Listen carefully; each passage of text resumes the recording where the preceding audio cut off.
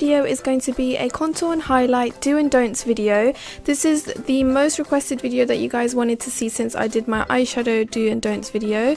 And as you can see here, this is the do side and then the horrible don't side. As you can see, there's a proper straight line across my face. Anyways, the first thing that I'm going to do is just do my base makeup, so basically moisturizer and foundation, and I'm using the Clinique Dramatically Different moisturizer. It's just such a light and moisturizing moisturizer and I just really like it.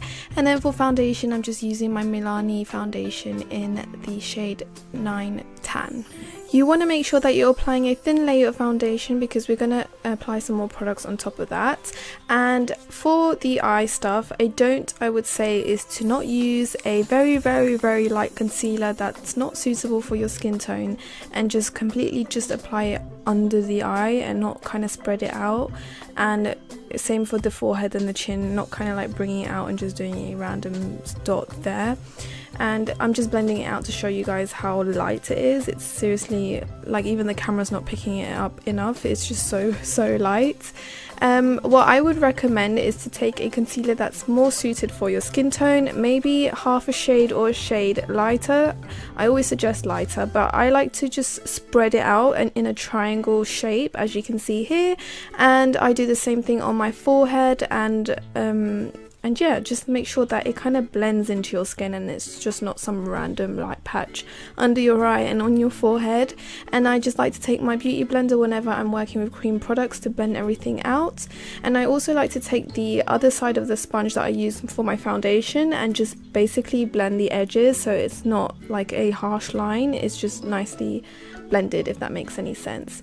Now for a don't to set your concealer, I wouldn't use a really light powder. Again, try to use powders that are more suited for your skin tone. At least that's what I would say personally. You guys know, you do you if you like the way you do your makeup, but I probably would suggest maybe a powder that's more suitable for your skin tone. So like, for example, for me, I like to use the Ben Nye Banana powder, and I feel like that's such a nice shade for like deeper skin tones.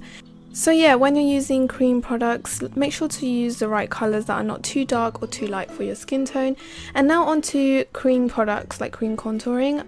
I would suggest is to use a completely dark shade. Again, it's more about the shades. And also here, as you can see, I'm just literally just doing a really harsh line, and it's super low. I've seen so many girls wear a straight line across their face and it's super dark and it looks super muddy, and I've seen it so many times and I don't really think it's flattering, to be honest.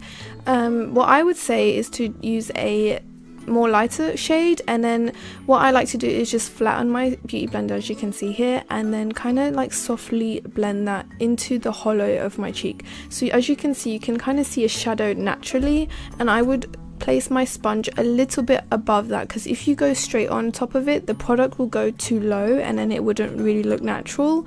That's why I like to go a little bit higher and kind of bring it up to my temple. And yeah, I just feel like it creates a more natural shade and a more natural cheekbone, even though I've got a really round face and non-existent cheekbones. And now for the powders to set your contour, I wouldn't go in with a really dark shade. Again, this powder that I use is super dark, and as you can see, I'm really like, it's more of a line than kind of like nicely blending it into your skin, and it's not really nice when you look to the side.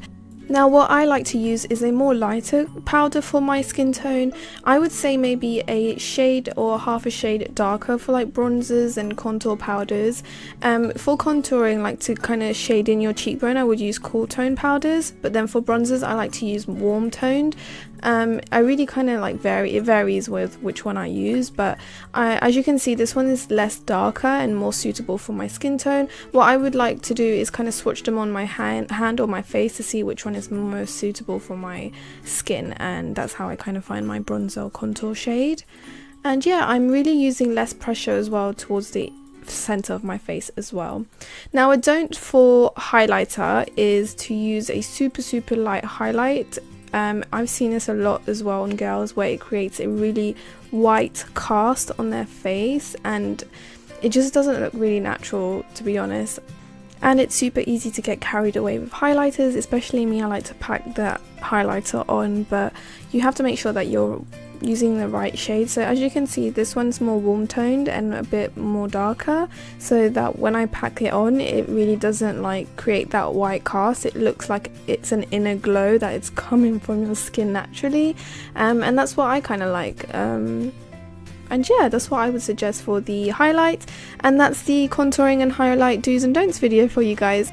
And again, if you do your makeup in a certain way and that I've said in this video is a don't, please don't take it personally. I'm just giving my tips and advice for how to make your contour and highlight look as natural as possible and most flattering, but please don't take it personally. But yeah, thank you so much for watching, and hopefully I'll have my eyebrow do and don'ts video soon. And please give this video a thumbs up and subscribe if you haven't already, and I will see you all in my next video. Bye guys!